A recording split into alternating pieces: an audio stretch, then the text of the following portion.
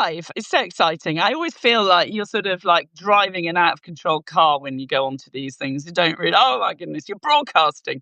Anyhow, welcome everybody. We're broadcasting live. It's so exciting. And to have two amazing guests here. Jen Rubin, who is a veteran. Actually, it's a terrible word, veteran. It makes me sound old, which is not what I'm saying. I'm saying experienced, authoritative. She was a columnist with the Washington Post for years, very prominent, very well known. Started out kind of a Republican, became a never Trumper, and then with the Bezos, what he did, his actions at the Washington Post increasingly becoming craven to Donald Trump. Jen dramatically jumped ship in January and set up this brilliant new insurgents media organization called The Contrarian. It burst out of the traps onto Substack in January and was an immediate hit. She joined forces with Norm Eisen, who's is an incredible lawyer. And they have been absolutely killing it in terms of trying to hold this administration to account, clocking, analysing, recording what is going on in real time. So welcome, Jen. Really a privilege to meet you. It is a pleasure to be here. And as you recount that, it seems like I've been doing this for years now. It's only been 6 months. So it seems like a lifetime. Yeah. Both good and bad. Buckle up, Jen. You're in it for the long haul here, I think. And then we have the amazing Yael Eisenstat here, who is joining us from the Citizens Reunited Substack channel. So this is an offshoot of the Citizens, which is a non-profit set up in 2020. And Yael and I met because she was this very bold and courageous senior insider who came out of Facebook, who had been hired into Facebook to head up their election integrity team around political advertising. Guess what? Discovered that wasn't actually the Facebook plan. She left. She refused to sign an NDA. She's been an outspoken critic ever since. We joined forces in 2020 because it became obvious that Trump was going to be using Facebook to subvert the election. And we sort of formed this group we called the Real Facebook Oversight Board in order to make a noise and try and hold Facebook to account, which actually it did work. I mean, it would never work in this moment, but we did actually have success back then. But anyway, welcome both. And I think just to sort of say, let's set the scene. The idea for today was the Contrarian and Jen have, as I say, been sort of really going into the nitty-gritty of what this administration is doing in the US and this assault on American democracy. Yael has been working with civil society groups in trying to hold the tech companies to account in this moment. And what we thought we need to start doing is bringing these conversations together, and because they are so intrinsically entwined now. So that's the thought behind it. Let's see what happens in this glorious mashup. But Jen, I wanted to go over to you, if I could, to kick off. And I know that a lot of your viewers and readers, they're really into the nitty-gritty of it. But I think some of perhaps ours are much less closely acquainted with, the day by day of what is happening. And I just wondered if you could give us the big picture. Sure. What is happening in America and how alarmed should we be? Sure. Very alarmed. First of all, thank you, Carole, for convening us. Yael and I have known each other for a number of years, so it is always fun to visit with her. And it is very appropriate that you should bring someone who is enmeshed not only in tech, but civil society together with a political discussion, because they are two halves of the same problem. And the same problem we jointly face, is an authoritarian attack on America. On one hand, America is unique because of our past and because race has always been such a weaponized issue and such a deep divide in American society. But in another sense, we are going through what many in the Western world have gone through, whether you look at Poland or Hungary or Turkey. And that is the backsliding of democracy, when a strong man with a charismatic figure takes hold and systematically breaks down all of the attributes of democracy: a free press, an independent judiciary, dissent, independent organizations that bring truth and facts, a war against experts, a war against universities. And the other branches of government begin to crumble. In the United States, we have not a parliamentary system, but a tripartite system. We're supposed to have 3 independent branches of government. And instead, what we have is a dominating executive who is dominating, dictating to his flunkies in Congress, in the Senate, and in the House, and who is threatening on a daily basis the judiciary to do his bidding. And the result is we have gone from a consensus society, a society of compromise, of rule following, of norm following, to a chaotic executive autocracy. And that's kind of the bottom line when you cut all the way through that. Now, how does that relate to tech and the private sector? You cannot have this kind of regime, and I call it a regime because administration sounds like it's organized and like it's legal and appropriate. It's not. It's a regime. You cannot have a regime like this without massive amounts of disinformation. Because if people actually saw and knew and understood what was happening, they would never put up with it. Who would put up with attacks on legal residents? Who would put up with stealing food from poor people and giving tax breaks to millionaires and billionaires? So it's not popular what they're doing. So they have to supplement it with this flood of daily disinformation. And of course, Donald Trump is the primary source of disinformation. And so we have a sort of central problem, which is we have a entire ecosphere of new media, and frankly, old media as well, that is like a sponge that is soaking up whatever garbage he throws out and amplifies it and radicalizes people and makes it a zillion times worse. And Trump knows this. He understands the power of social media. That's why he started his Truth Social. That's why he got in bed with Elon Musk. These two things have to operate together because without the disinformation, the autocracy, the oligarchy cannot function. And so I'm thrilled that we can talk about both sides of the problem and also the larger problem of why independent private sector actors capitulate. In the United States, you've seen universities. We just had University of Pennsylvania bow down and throw trans athletes under the bus. We just had another settlement, which is nothing more than bribery, when Paramount settled with Donald Trump on a completely spurious allegation so that a mega merger could go forward. What could be more Trumpian than that? So Can I pause you there? Can I pause you there a moment, Jen? Yeah. I love the fact that you are being so plain spoken in that it's it's an autocracy, and B, you're using this word regime. Can you talk me through that? Have you had pushback on that? When did you start using those words? I mean, I've been talking about a coming autocracy, and I very tentatively use the word regime, but I love it. You're right out there. Talk me through that choice of words. We talk a lot about language at the Contrarian because autocrats distort, misuse, reinvent, corrupt language. And they get you to play on their turf. They get you to accept that something that is an executive decree that's patently unconstitutional is an executive order because that sounds like it's law already. That sounds like it's so efficient. They talk about the administration as if there are competent people following the law, acting under their oaths, and it's not that. So it's very important for all of us, and we at the Contrarian have made this a mission to call things what they are. They lie incessantly. You cannot say mislead. You cannot say fabricate. You cannot say equivocate. You cannot say dissemble. They lie. They're not alternative facts, Jen?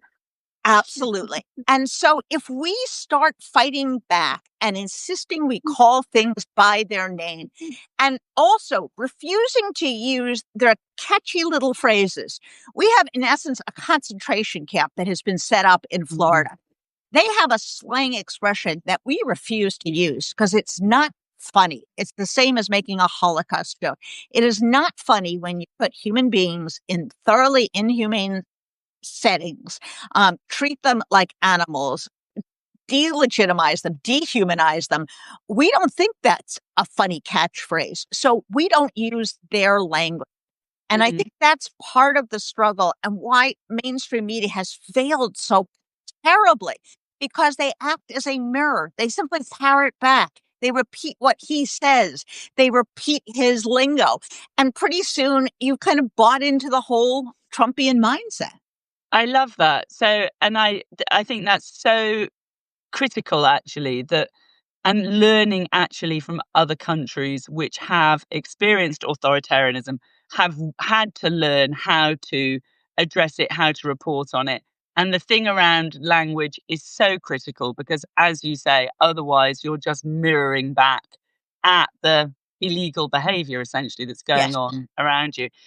Yael, can I come into you and ask you about, so you know these guys, you've worked for these guys, the tech bros, and we can see how they are lining up behind Trump.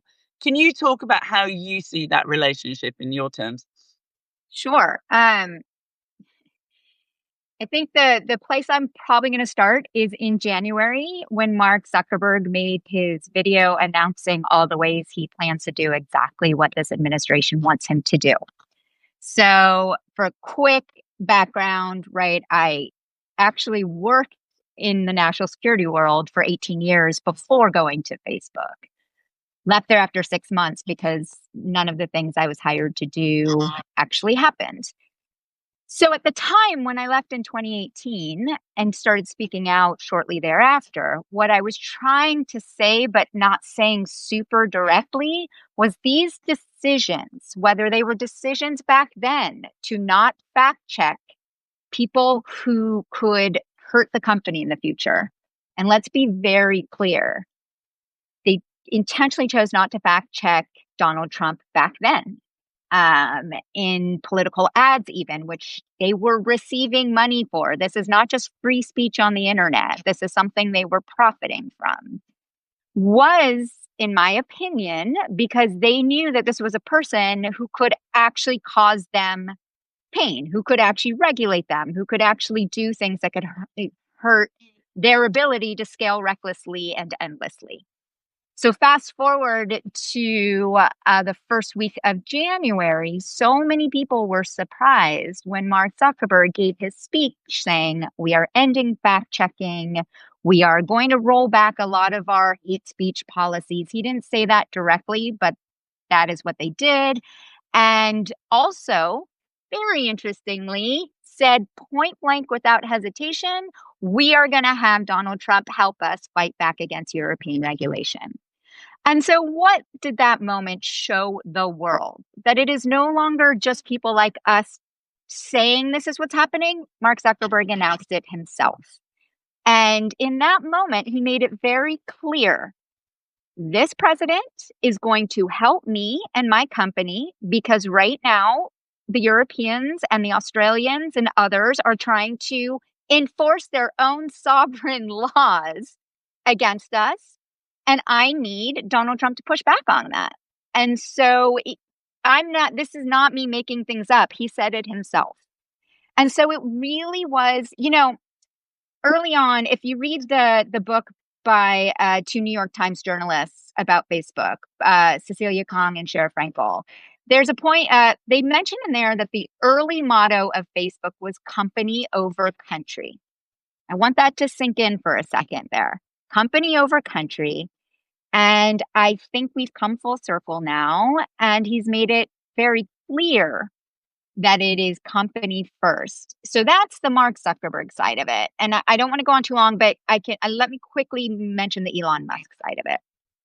So, I've seen so many people grapple with, has Elon Musk always been like this? Did he used to be a liberal? Did he become a Republican? Is it because Biden pissed him off by not inviting him to the summit? All of this pontification. To me, all that matters is what he is doing and what effect it has on public safety, on hate, on extremism, on democracy. And Elon Musk bought Twitter. And once he did that, he moved pretty quickly to get rid of all the integrity efforts and to start using he replatformed a bunch of known white supremacists who had been kicked off not because liberals don't like what they're saying, but because they had violated egregiously the company's own policies. He invited them all back on the platform. He started amplifying and prioritizing their speech. And then he went all in and spent millions and millions of dollars on this election. Why? Because for him, similar, it is very convenient to partner up with the president of the United States to carry out an agenda that just makes you richer and more powerful. And so, I can go on and on about this, but in a nutshell, that is what we have seen from various leaders. I think it, to many people, was more surprising with Mark Zuckerberg because people still wanted to believe that Facebook is just that company that connects people and just that company that it's very hard, but they're trying their best. And in that moment, I think the mask was off and now everybody sees what is truly happening. And it's about power and it's about the ability to continue to scale, dominate, and control more and more of the information landscape. And by the way, one critical part of this is that these billionaires, multi-billionaires, practically trillionaires, who parrot a conservative or a marketplace theocracy are actually the biggest welfare mooches around. Elon Musk could not have gotten where he is without credits from the federal government. Jeff Bezos, my still owner of the Washington Post, has billions of contracts with his space company. Elon Musk has SpaceX. These people are using now media platforms as their government affairs department, in essence, to butter up Trump, to get him to, first of all, go after their opponents. Look at what Doge did, whacking away at other companies, protecting them, but also to feed their welfare train, to feed them more contracts and more wealth.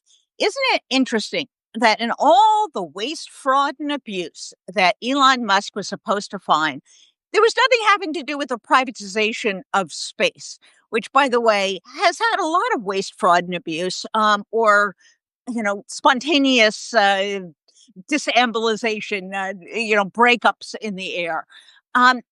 They use the state to further their own largesse. And again, there's a word for this, and it's fascism. When you mill together industrialists, financiers with the state, they use the power of the state to advance their interests, to punish their opponents, and to get richer. You don't have democracy. You have this noxious combination. And it's made even worse because they are media companies. So they actually do it all. They amplify Trump. They support Trump. They get billions from him. They help him target those horrible liberals, and they direct their readers and their forces that way. What did Mark Zuckerberg do? He took down all the controls. What did Jeff Bezos do? He created a new regime. We're not going to say bad things about Donald Trump. We're not going to endorse his opponent, even though she is much closer to the ideology that we think we espouse. So in a very corrupt way, because they're media people, they're doing both ends of the game. They're both empowering and working with the regime, and they are acting as the bullhorn for the regime. Yeah. And this is what is so dangerous and so challenging for democracy defenders. Yeah, I mean, this is where I sort of coined this word last year, broligarchy, because of it's this trying to convey that this is a new form of power, I think and as you say, Jen, because of these are global platforms, like the amount of power and reach, the propaganda machine that's at their fingertips is something that is really new in this sort of alliance with this state power. But I have a question for you to bring it bang up to date. Can you guys get into what is happening at the moment with Trump and Elon? It's so fascinating. There's this war of words going on their own platforms. So Trump is tweeting, we still call it tweeting, over at Truth Social. Elon's coming back at him on Twitter. What is going on? Jen, you first. Well, there is clearly some kind of personal falling out, stemming from the fact that he didn't get everything he wanted at Doge. And he became politically toxic, even for Donald Trump. It turned out that the one person who is more unpopular with the American people than Donald Trump is Elon Musk. And he made himself the focus of a very important election in Wisconsin at the state Supreme Court, making himself the issue, which the Republicans lost overwhelmingly.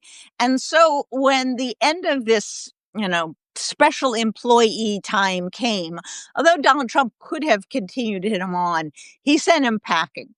And Elon Musk knows that. He knows that he was sent packing. He knows that he did not get his way on every single item. And what's worse, he now looks back and says, holy cow, they're cutting clean energy credits? Oh, that's me. Suddenly, he has woken up and realized that the petrochemical carbon lobby, which Donald Trump is in bed with, is actually bad for him. Why he didn't realize this before is an open question. But now he is caught in no man's land because he's toxic to progressives. He is on the outs with conservatives. And he is making a lot of vows, which I would not take very seriously, to create a third party. I don't think so. You don't think so? You don't think that's going to happen? Okay, Jen's predicting it. All right. I want to jump in on the Musk thing for a minute. Just for some context, I also have some personal experience there as one of the people that Musk has tweeted about by name. So what was interesting is early on, when Musk made it clear that he was actively campaigning to get Trump elected and that he was going to play a large role, lots of people joked, oh, it'll be so interesting when Trump kicks him to the curb, what's going to happen? And I remember saying to my friends at the time, this is a different situation because this man is richer than Donald Trump.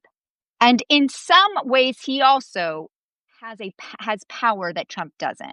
He still has SpaceX. Oh, you don't want me to rescue your astronaut stranded in space? Oh, I can turn Starlink off over areas of the world that you need it on. And by the way, I own every DM anyone's ever sent on Twitter since day one, meaning he probably has dirt on a lot of people. So what I think is part of what's actually still dangerous here is in the past, Trump can kick someone to the curb, even if it was a general, can say they're terrible, MAGA goes after that person, and he moves on. What I think people didn't anticipate is that Musk is going to punch back.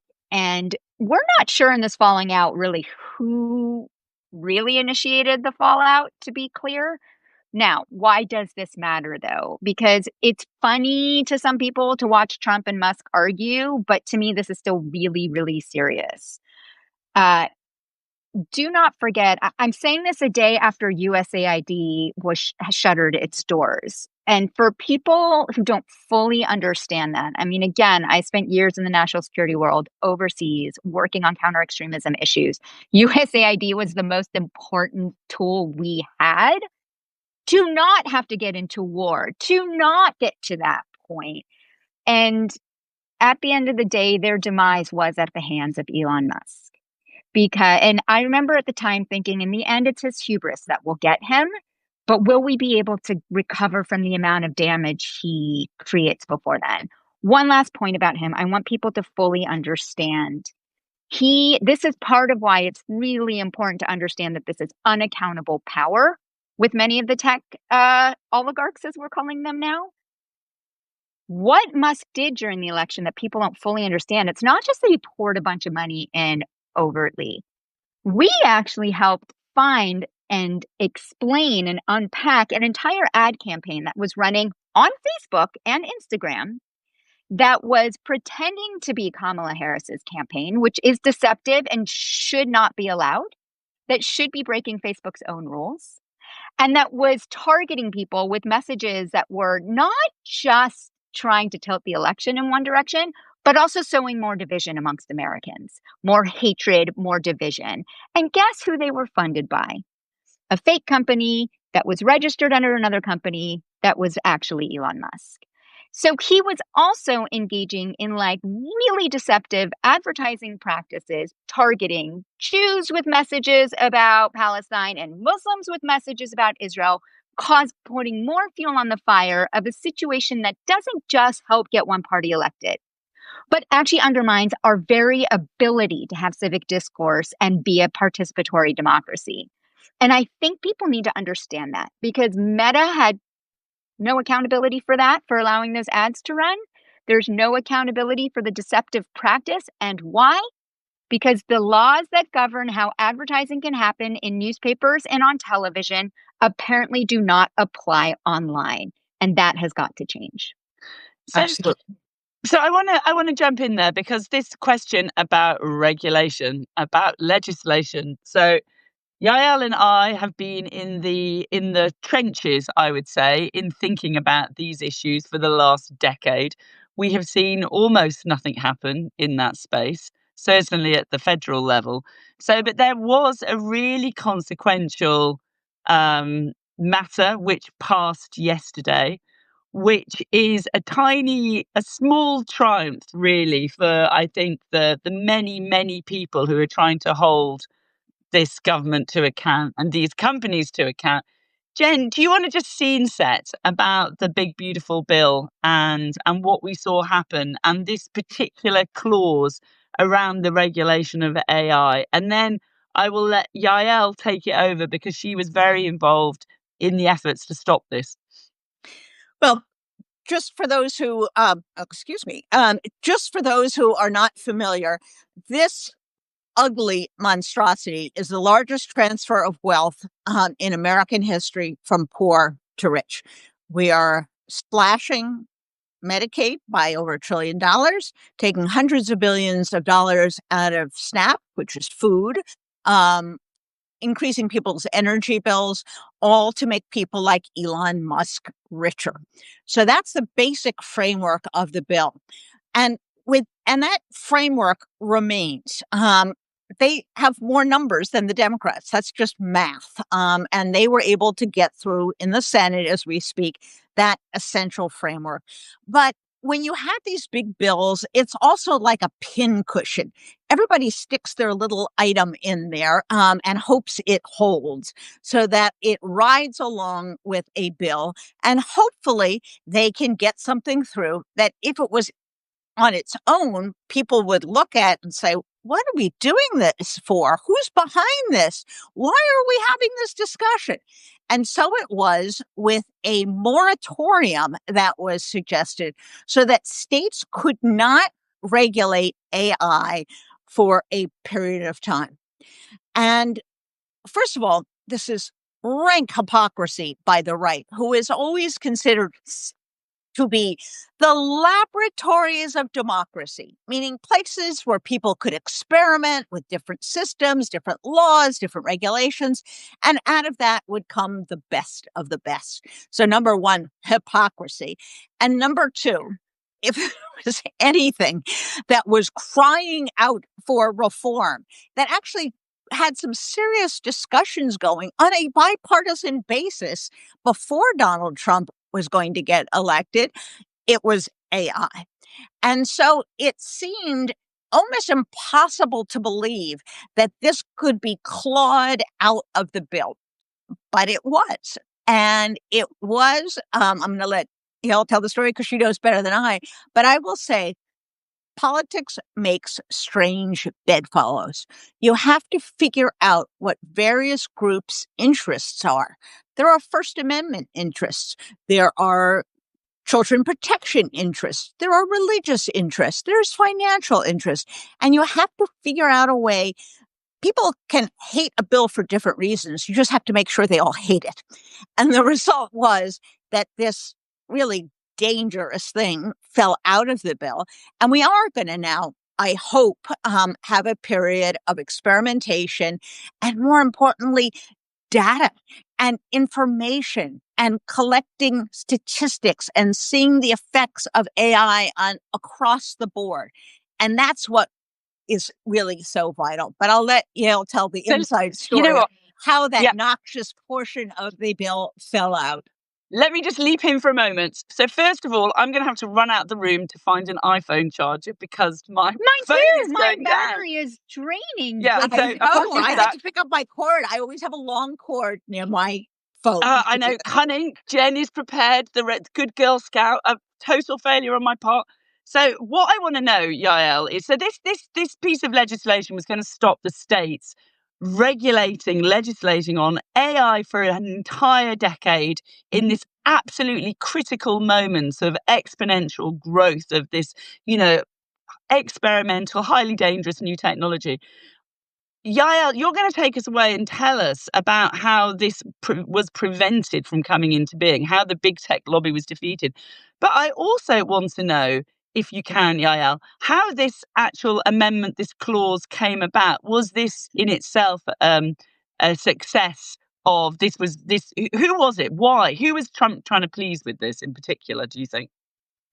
So I'll take I'll go in order here. Part of what people really need to understand about, and I think Jen laid it out perfectly, the idea of an AI moratorium, who does it benefit, right? It benefits the companies that don't want to be regulated.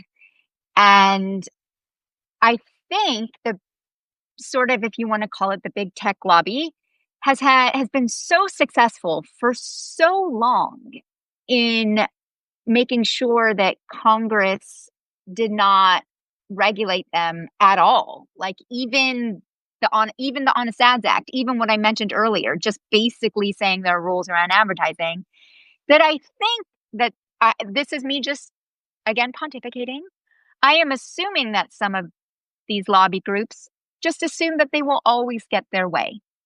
And so the idea that an AI moratorium would fit into a bill that is supposed to be about, Trump's economic and other agenda on its face makes no sense. But it is the things that certain very influential and rich and powerful tech leaders wanted. And so what's so interesting here is for those of us who have spent years trying to educate the public and lawmakers and others on the issues and how legislation could work and what policies should look like, it's been a really uphill battle without a lot of wins. And this is one where groups across the spectrum mobilized, whether it was parents groups. And what I mean by parents groups, I mean like parents who have had children who have committed suicide due to being bullied online, whether it was privacy groups, whether it was other groups in the tech accountability space, really mobilized to say this is why this is problematic. If we have learned anything over the past 15 years of not regulating social media, hopefully it's that, wow, you can't wait until they break everything to then decide whether or not they should abide by any at least basic laws. And so what happened here is, yes, it was, what was really funny? I think it was Marjorie Taylor Greene who was one of the first ones to say, oh my gosh, I didn't realize, I didn't read this. I don't want this. It's, to Jen's point, for so long, obviously the big tech lobby has been very successful. But at the end of the day, there are voters. And this is my important public service announcement. Voters are parents. Voters are people who are afraid of losing their jobs because of AI. Voters are people who are afraid of their copyright being infringed on their creative, whether it's the books they write or others, by these companies. Like the vast majority of the public, whether or not AI is going to do amazing things, and it is, there are amazing advancements that are going to happen as AI becomes more and more advanced. But the average human being knows that it cannot be completely unfettered and unregulated. And that made a difference here. And it's like one of my few optimistic moments. mobilizing, helping people truly understand what is at stake. 90-1, the Senate voted to scrap this bill. I think people should be actually celebrating that moment, even if there's still so many terrible things happening, as wow. So the big tech lobby can't buy everything. I hate to be like people power, but it is sort of a people power moment. Absolutely. And the other big player in this was Marsha Blackburn, who is chairman of an important committee, who made this stance. And the way these things operate, it's a very obscure closed door system, but they put things out and then the other party challenges them, says they're not in favor of the rules, and they come back out. And there was this battle. Is it in? Is it out? Is it in? Is it out? And finally, it had to come to a vote. Finally, the senators did decide who's in favor of this? This is a terrible idea. And by giving everybody a group that had this as the top issue, and this is what's true of this is what's true of the gun lobby, this is what's true of so many other lobby groups. It can't just be a we want issue. It has to be, this is the only thing that is going to determine our vote. And if you do this, we will not vote for you. It has to be that level of intensity. That's why the gun lobby was so successful and has been so successful in cowing lawmakers. Well, this is an example of assembling ordinary people, teachers, parents, privacy groups, content creators, everybody, who all said, if you vote for this, I will never vote for you again. This is the most important issue. You cannot get by and vote for this. And when that happens, then you can beat the money, because ultimately the money only buys you advertising. The money only buys you disinformation, but people still do get to vote. And what was brilliant about this campaign is people explained and they got it. And I think in a perverse way, it was helped by two things. One, that they made such a mess of never regulating the internet writ large. So people already knew, oh, we screwed up by letting this thing get way out of hand, number one. And more specifically, although there were discussions during the Biden administration, there still is no federal regulation. So they might want to think about not only allowing states to do it, but maybe setting some broad parameters like disclosure, like allowing outside data scientists to study the results. All of these things that should not be controversial if you're perfectly proud of your product, if you think it's a great thing, if you think it's benefiting humanity. Why wouldn't you let people collect data? Why wouldn't you be willing to open up your books, as it were? So I think in a perverse way, the failure to do these two things, the failure to regulate the internet writ large and the failure to regulate at the federal level, set off some alarm bells, and they say, oh gosh, well, if states want to do this, maybe we should let them try. Maybe they'll come up with something, because we've been so derelict in our jobs. Maybe the states can bail us out here and stop some of this madness. Can I chip in here? So it's a really inspiring example of how a pushback, a coordinated, concerted pushback can work. It's also, to your point, Jen, it really illuminates why we need this at not just at the state level, at the bigger level. And I think it's really important. The fact is that you've been all these people who've been mobilizing to put this case forward, which for me is very like the pro-democracy argument, right? Which is, this isn't left or right, and it's not partisan. It is simply what we have to do to protect ourselves, both as individuals and as society. However, there is, and what I'm interested in, I'm kind of interested in your take on this, Jen, is that you set up the Contrarian to be able to sort of advocate really around these issues and to call out black and white, to call a lie a lie. And this is something which the mainstream media isn't yet comfortable with, that it's locked into this old sort of status quo model of reporting on the world, which assumes that we're operating in a fair and democratic system. Can you talk me through the thought process which went into setting up the Contrarian and how you understand what you're doing and how you understand the failure of the sort of larger media system at this moment? Absolutely. There was the small problem, and then there was the big problem. The small problem is that the Washington Post was now being overtaken and influenced by a bazillionaire who is using the Post to advance his own political interests and not allowing it to practice good journalism. So that's the small problem. So you can imagine what the big problem is. The big problem writ large is, just as you said, the mainstream media, even in the opinion realm, even there, believes that there are a set of rules that should apply equally to both sides. The Republicans have certain ideas, we'll let them say their piece. The Democrats have certain ideas, and we'll let them say their piece. That works when both sides, more or less, are operating in good faith. What do you do when they're not? Do you say, the Republicans say it's raining elephants and peanuts, but the Democrats say it's not? You don't report both. You open the fucking window and say the Republicans are lying, and it's absurd. And moreover, that lie is part of a bigger picture of autocracy and disinformation. That is something the mainstream media finds it incapable of doing, either on the news side or, frankly, even on the opinion side, where get the word lie into a column is like a 2-day fight with editors and management.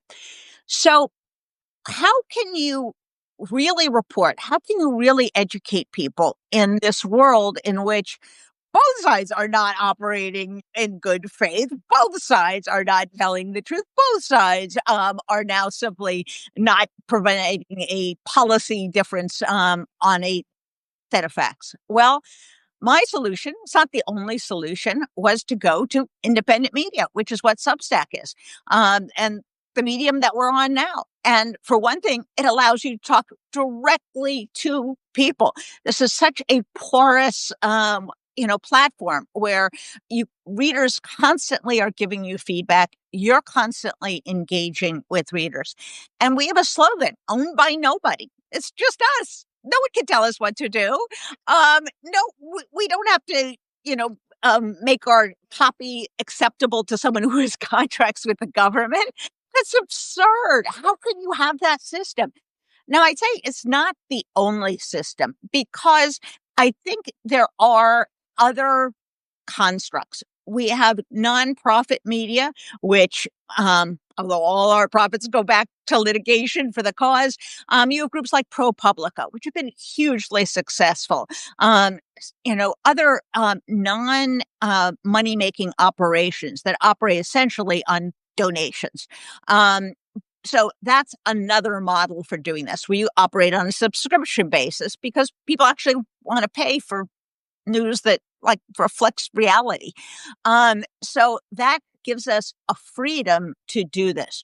What is fascinating is the stampede, the parade of people on the news side and on the opinion side, just from the Washington Post, that has stormed out of there, many of whom have gone into independent media. Some have not. Some have gone to other traditional media platforms. Some have gone to platforms that are somewhat in between. Atlantic, for example, is very strong editorial tradition, really is not directed towards a financial position or a financial owner's interest. So there are lots of ways to do it. But what is happening is the reason that mainstream media is in this death spiral is not just because of Craigslist, although that's how it started with the demise of classified ads. It's there because it's pleasing no one. They are trying to attract MAGA people who will think they're being reasonable. MAGA people will never read the New York Times and the Washington Post. That's nuts. And in the meantime, they've turned out everybody else and turn off everybody else who actually wants them to speak the truth, who actually wants them to call a lie, who actually wants to report on Trump's speeches and say, this is completely incontinent, inoperable, not understandable, incoherent. He sounds nuts. You never saw that in the mainstream media because they can't. They're locked into this. Oh, we can't say he's nuts. We can say Biden's old, but we can't say Trump is nuts. Oh, and by the way, the big book that, is being pushed is, Biden was old. Did you know?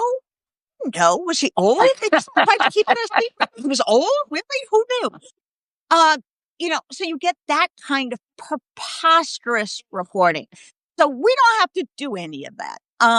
And we have another aspect to it, which we really haven't talked about, and that is that you can't beat the autocracy on politics and law alone.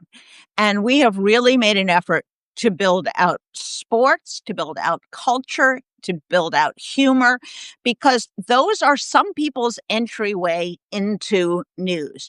And moreover, it's really important to mock, to criticize, to tease, to annoy the autocracy. That's the one thing they can't stand. They can't process being the butt of any joke. So that accounts for part of our, we're not taking any shit attitude. And it also accounts for some of the other areas. And I don't think I have ever appreciated, since I have begun the Contrarian with my friend Norm Eisen, how much sports reflects the same issues: labor and management, race, sexism, the power of money, the power of social media. And that may be a way for people to understand what's going on who aren't that interested in politics, but they're really interested in sports. So we try to throw out a lot of different ways for people to get engaged. And we think that's important. We think it's also important for all of us to not talk and think about politics nonstop. We also should be able to take time out and mock Jeff Bezos's wedding, which we did this week with our brilliant culture person, Meredith Blake. We also need to think about culture and the arts and the way we maintain our sanity and cultural psychological independence in an era of autocracy. And one of the ways is through art and through culture and through sports and through other things. We will not let them dictate to us how we think, what we feel, what we like, what we admire. And that's important too, as much as the laws, as much as the politics of it all. Okay, that's Jen, that's amazing. I love it. I love the, I've been feeling quite a bit of fuck you energy, I call it recently, because I've experienced some of the same issues in terms of myself and what happened to my own news organization, The Observer, which is part of The Guardian, and got given away in what we feel was a sort of oligarchic capture of the oldest Sunday newspaper in the world.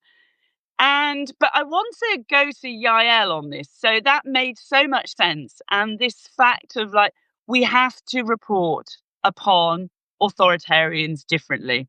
It's raining, it's not raining, what's the line in the middle doesn't work. Yael, I feel the same way in terms of the ways that we should be thinking about and critically reporting on tech companies, on the ways that they are acting in monopolistic, which is its own form of authoritarianism, ways.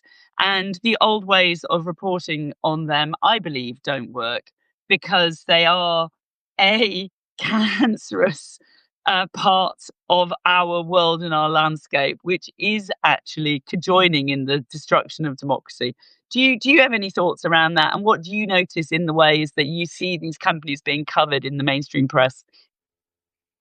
Sure. I mean, let's also remember that the largest social media platforms are actually the ones who, for many years, have controlled the distribution of the news and information that the vast majority of the public receive. And this is an incredibly important point even if somebody in the audience here says, well, I'm not on social media. Yes, but your neighbors are, and the people who vote are, and the people on your school board are. And this is why it is so unbelievably important to understand the power and control that these companies have. Listen, for people who don't want, I think at the very beginning, Jen talked about disinformation, right? So I don't ever couch my work in terms of disinformation. But that's a key part of it, right? It's in order for it, if the powers that be don't want the average voter to truly understand certain things, such as this AI moratorium is really a big gift to some of the biggest tech leaders who probably gave us a lot of money so that we could be elected. If they don't want you to understand that, they don't want those of us who research and what is happening on these platforms and how information is delivered, amplified, and prioritized. So what are they going to do? They're also going to attack those of us who do this research. To Jen's point, that's why there is no transparency or data access for researchers to do the research that we need so that the public can understand how these companies are affecting our health, our security, our democracy. So what have they done? There's been a coordinated attack that predates this election against researchers, academics, civil society, journalists. Let's be very clear. Carole has suffered this immensely in her own story, knows better than most. That's why Carole's one of my personal heroes. They have done a coordinated attack. They drown researchers and civil society in potential subpoenas, lawsuits. They've cut off, like Twitter cut off API access. Facebook killed CrowdTangle, which was the tool that allowed journalists and researchers to at least do some bare minimum research. Why does this matter? Because I know I'm getting in the weeds here. We all know that people turn more to social media than they do to the Washington Post or whatever, the Texas Tribune, whatever newspaper or news outlet. And how they decide they are going to prioritize, how they tune their algorithms to prioritize what rises to the top fundamentally affects how people understand the information that is happening around them. And those of us who just try very hard to study this in a nonpartisan way, scientifically, to understand how these things work so that we can understand why, whether it's disinformation or extremism or self-harm videos targeted to teenagers, why this is happening. So as a society, we can decide what we want to do about it. We are all under attack right now.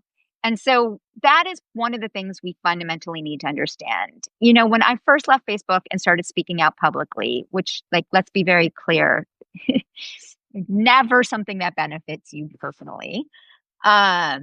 Journalists and others would ask me a lot, do you think Mark Zuckerberg put his finger on the scale of the election? And I know they were talking about the 2016 election. And here's what I said then, and I think it's my key, takeaway that I hope people understand now as well. That is the wrong question.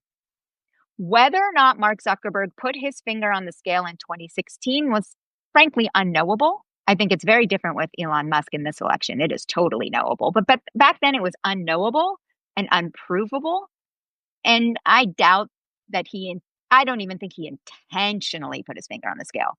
The right question is, why have we allowed any one individual to accumulate enough power, unaccountable, unelected power, that he could, without even blinking an eye, could put his finger on the scale of an election?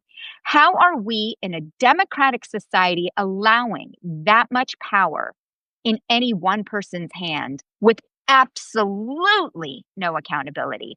That's the question we need to grapple with. And where has that led? That has led to exactly where we are today. Okay, I'm gonna hop in here because I think we need to start rounding it up a bit. But I want to first say, amazing, thank you so much. If you're new from coming at this from different places, Jen Rubin from the Contrarian doing God's own work in holding this administration to account. I really think, Jen, you are pioneering something here in as you say, being really explicit in your language and in your intent and positioning yourself very clearly where you're coming from this pro-democracy stance. So I really appreciate that and being so articulate about what you are doing with this journalistic mission. Yael, who is joining us from the Citizens Reunited Substack, which is where we are convening expert voices who are trying to understand and hold these companies to account. I've been trying to do this for many years now. The only way we feel to go forward with that is to build more of a community who understands these subjects and so raises awareness and comes together to find these ways, which, as Yael just explained, did happen yesterday in a small but really major and important triumph, which I think we should celebrate. And I'm coming from my own Substack, which is called How to Survive the Broligarchy, which is more of my personal fights and tribulations in experimenting really with new different ways of like how should we be understanding these companies? What can we do about it? So I just want to say thank you all so much. We'll circulate transcripts and clips tomorrow. Citizens Reunited will do that. And Jen, Yael, just give me your final minute thoughts on sort of like what you're taking away from this conversation and what you hope other people listening will take away from it. First of all, I want to thank Carole for putting this together and Yael. You know, every time I listen to Yael, I learn something, and I learn a lot, and it helps me focus and remember what the target is. It's so easy to get distracted. The shiny object is what these people specialize in, and it helps keep us focused on what the ultimate goal is. And that's to have a healthy, in every sense of the word, democracy. And we have to understand one of the huge forces arrayed against us, and that is this tech ecosphere that they have created. So thank you for having me. It's absolutely been a pleasure, and I hope we do this again sometime. And Yael? Yeah, well, first of all, with two women I admire so much. So what a fun conversation. I saw someone in the chat said something about smart women. Yes, like, women could rule this country. I'll say this. We know this. Democracy is messy. It is sticky. It requires the ability to have tough conversations with people who disagree, but at least share the knowledge that we all have to inhabit this space together. And social media has been constructed in a way that is antithetical to active listening, to empathy, and to engaging with people that you disagree with. I have been highlighting that for a decade, and it is still such a fundamentally important point. I don't think I've actually mentioned that I'm not with, even though I'm on the Citizens Reunited Substack, I'm at Cybersecurity for Democracy based out of NYU. This is what we do every single day, is try to expose these things so that people understand it more. I will say it feels hopeless. I think the AI moratorium thing that we talked about is one of several examples of minor successes that were actually pretty major because it took on a major, powerful entity. And the people doing this work and fighting this fight, like, they need support. They need you to say researchers should have the right to research. They need you to say journalists should have the right to do their work. And so just continuing to say we demand as a democracy that we should have the information about the most powerful companies that underpin the very processes of how we engage with democracy. We need all of you in the fight to understand why this work is so important. Yeah. And we lost you. I think you're muted, Carole. I'm back. Am I back? Yeah, just to finish up, I echo that so much. Thank you, everybody, for joining. It's so important. Really, this sort of having these conversations, I think, is key. Jen, this amazing work with this brilliant new media organization. I absolutely love it. And Yael, honestly, I applaud what you and these other civil society groups achieved yesterday. That is really immense, and it is a model going forward for the rest of us. So hurrah. I feel a little bit uplifted from this conversation. So hopefully other people will too. Thanks, y'all. And more soon, hopefully. Bye, everyone. Bye.